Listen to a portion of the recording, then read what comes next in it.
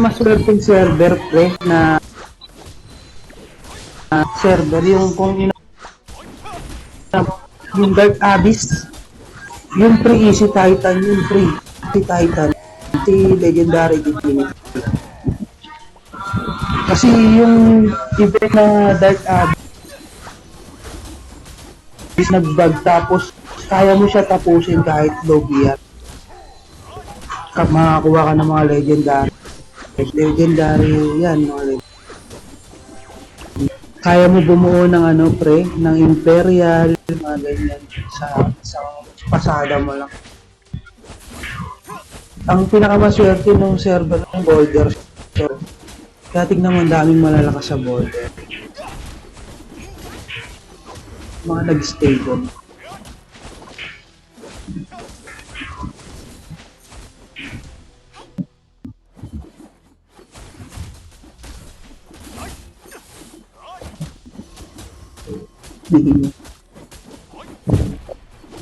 Oh,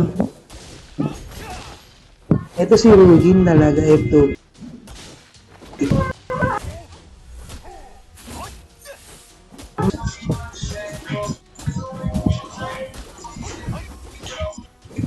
Wala si si Adam, pre.